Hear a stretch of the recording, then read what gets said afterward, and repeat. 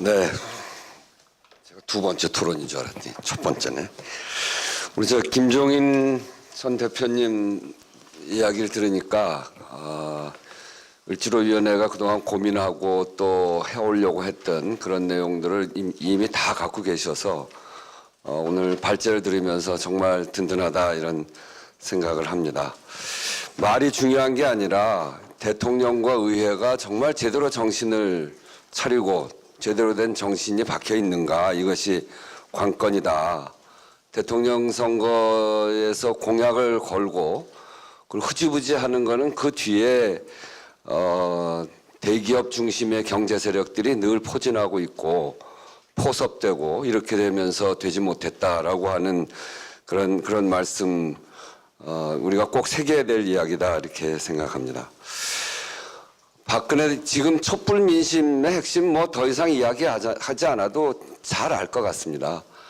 박근혜 대통령이 지난 4년 동안 본인이 공약한 대로 정말 경제 민주화에 성공을 해내고 중산층 서민들의 삶을 제대로 지켜냈다면 최순실이 있다고 하더라도 이렇게 촛불을 들고 나왔을까를 생각해 보면 그렇지 않았을 겁니다. 결국은 박근혜 정권 4년 동안, 더 나아가면 이명박 정권 5년까지를 포함해서 새누리당 정권 9년 동안 국민의 삶이 파괴되고 그리고 도저히 살 수 없다, 이런 것이 결국 촛불을 들고 나오게 한 것인데, 여기에 또 하나는 민주주의의 파괴가 있죠. 국정원 대선 개입이나 국정교과서, 사드 배치, 정신대 등등의 이런 민주주의의 파괴, 그 민족 정통성의 파괴, 이런 것이 또 한편 있습니다. 그 근본으로 들어가면 결국은 국민들의 먹고 사는 문제다. 국민의 천정부지의 전셋값, 그리고 가계부채에 신음할 때 최순실 일가가 국가 권력을 동원해서 사익을 챙겼다거나, 청년들이 정말 바늘구멍과 같은 경쟁을 뚫고 가는데 정유라의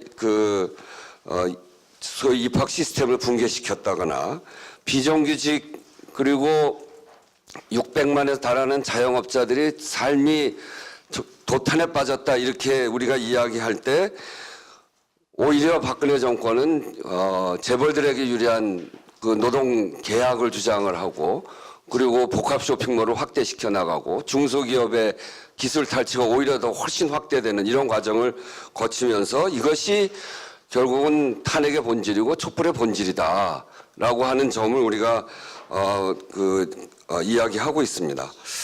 정말 새로운 대안이 필요한데, 이런 우리 이번 일이라고 하는 거는 무능한 대통령의 사익 추구 세력이 재벌들과 공모를 해서 이 사익 추구 세력과 재벌들의 사익을 챙겨가고, 정치 검찰이 이것을 감춰주고 언론이 감추고 두둔한, 그것이 만들어낸 사태이기 때문에 이 문제를 근본적으로 해결해 가야 되는데, 이런 문제, 정치 검찰, 언론 개혁, 정치 개혁, 이런 것들은 사실 살펴보면 지난 민주정부 과정에서도 우리가 끊임없이 해오려고 해왔던 노력입니다. 성공하지는 못했습니다만 그래도 상당하게 후퇴하지 않을 정도, 일부 어떤 분에 의하면 우리의 민주제도는 더 이상 누가 집권해도 후퇴하지 않을 것이다 라고 이야기할 정도로 상당히 진전돼 있었던 건 사실입니다. 그럼에도 불구하고 그 이후에 성공하지 못한 것은 결국은 국민들의 먹고 사는 문제를 해결하지 못한 것인데, 이 정경유착이 우리 사회에 어떻게 구체화됐는가라고 하는 것은 작년에 박근혜 정권이 소위 노동개혁을 주장하는 시기와 미르와 K스포츠의 입금이 완료된 시기를 비교해 보면, 그 완료된 다음 날, 미르에 완료된 다음 날 국회에 와서 대통령이 재벌개혁을, 그 노동개혁을 이야기하고, K스포츠에 입금된 다음 날 그 대국민 담화를 통해서 노동개혁을 이야기하는, 그걸 보면 너무나 분명한, 저는 이게 진짜 뇌물죄로 처벌돼야 된다. 이게 지금 이야기하는 뇌물죄는 어느 재벌 하나를 도와준 뭐 이런 거였다면, 이것을 뇌물죄로 본다면 이런 정경유착 고리를 이용해서 전 국민을 어렵게 만들고 도탄에 빠뜨린, 이것뿐 아니라 이 소위 대기업 집단 기준 완화하는 과정을 보면 5조에서 10조로 넘겨가면서 골목상권을 무너뜨릴 수 있는 길을 활짝 열어준 이런 것들을 보아도 명백하게 이 재벌들과의 결착이 국민들의 삶을 어떻게 붕괴시켜 왔는지 이걸 너무나 한눈에 볼 수 있는 것입니다. 그런데 우리가 이제 이번 과정을 통해서 봐야 될 것은 지난번 87년 6월 항쟁 이후에 대선에 패배를 했던 것과 또 노무현 대통령 이후에 이명박 정권으로 넘어갔던 과정에 대해서 우리가 좀 잘 살펴볼 필요가 있습니다. 그건 우리한테 지금 주는 시사점도 분명히 있기 때문에 87년 6월 항쟁 이후에 7, 8월 노동자 대투쟁이 있었습니다. 6월 항쟁에서 우리가 승리했고 그의 대선에서 패배했습니다. 이건 왜 이럴까? 이걸 생각을 해보면 그 이후에 이렇게 6월 항쟁을 통해서 열려진 그러니까 공간이 열리고 목소리를 낼 수 있는 그런 공간이 열리는데 그 과정에 7, 8월 노동자 대투쟁이 있었고 민생의 요구가 본물처럼 올라왔습니다. 그때 우리는 지금과 굉장히 유사한 상황일 수 있습니다.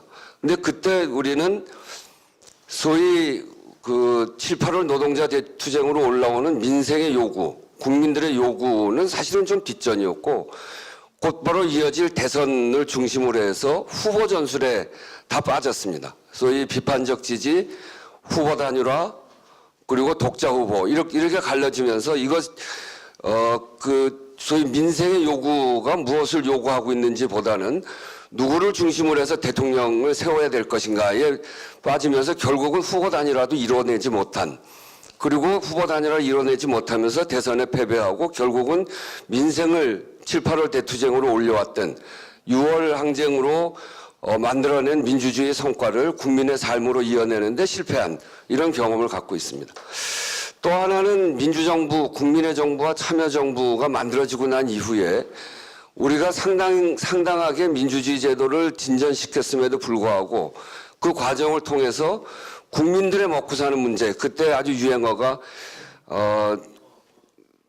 좀 살림 좀 나아지셨습니까? 이렇게 누가 계속 얘기를 했는데 결국 이 10년 과정을 통해서 국민들의 삶이 나아지지 못하는 그런 과정을 거치면서 결국은 그 다음 대선에서 결국 민주정부를 수립하는 이 수단을 통해서 국민들의 삶을 개선해 달라고 하는 요구까지 가지 못한 그 정부에 대한 심판이 결국 이명박을 선택하게 만드는 결국 그래서 민주주의, 이 절차적 또는 정치적 민주주의는 결국은 국민의 삶, 경제적 민주주의를 완성하는 과정으로 가지 못한 우리의 과거의 과오 또는 한계 이런 것들을 이번 과정에 잘 반추해 봐야 된다 이렇게 생각합니다. 저는 그런 점에서 우리 자화자찬은 아닙니다만 국민의 정부와 참여정부 때와는 다른 게 우리 당에 하나 있습니다.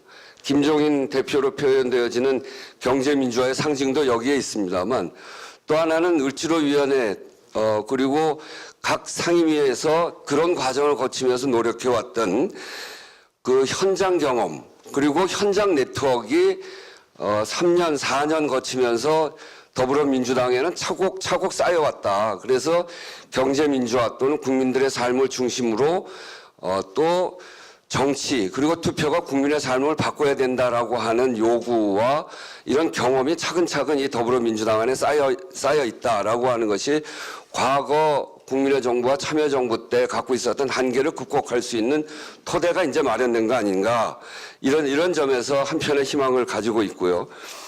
그런 점에서 이번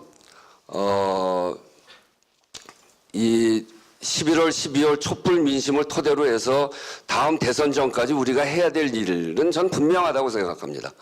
아까 김정인 대표께서도 그런 말씀을 하셨습니다만 지금 이 기회에 국민들에게 더 이상 과거처럼 실패를 하지 않기 위해서는 투표가 그리고 정치가 국민의 삶을 바꿀 수 있다라고 하는 신뢰와 확신을 줘야 된다고 생각합니다.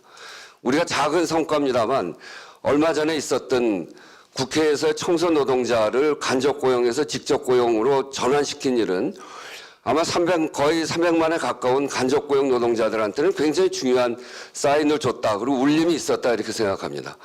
이 국민들의 투표에 의해서 만들어진 여소야대 그리고 더불어민주당 제1당이 돼서 국회의장을 바꾸고 예결위원장을 만들고 그리고 을지로위원회와 여러 함께 하고 있는 세력들이 힘을 모아서 하니까 이런 것들이 바뀌어가구나, 바뀌어질 수 있구나라고 하는 그런 희망들이 어떤 국민들의 희망을 만들어낼 수 있다 이렇게 생각하고, 그런 점에서 이제 1, 2월 우리에게 주어진 1, 2월은 앞에서 이야기했던 이 경제민주화의 여러 과제들을 본격적으로 의제를 만들고 1월 달에 예열을 통해서 2월 달 지금 그 어느 때보다도 좋아진 지형들을 잘 활용하고 200석이 넘을 수 있는 야당이라고 하는 것들을 잘 활용을 해서 구체화하고, 이것이 안 되면 국회가 패스트트랙으로까지 올리는 이런 아주 집요한 노력이 선행이 돼야 그 다음에 후보 전술에 빠지지 않고 당이 중심이 되는 대선을 치르고 정권 교체를 해내고, 또 그런 세력이 만들어져야 정권 교체 이후에도 정말 국민의 삶을 바꾸는 정치가 가능할 것이다 라고 하는 점에서 우리들이 해야 될 역할과 활동이 있다라고 하고 말씀드립니다. 그래서 지금 1, 2월이 우리 정권 교체를 비롯한 이런 새로운 대한민국을 만드는데 골든타임이 1, 2월이다라고 하는 말씀드리면서 제 토론을 마치도록 하겠습니다. 감사합니다.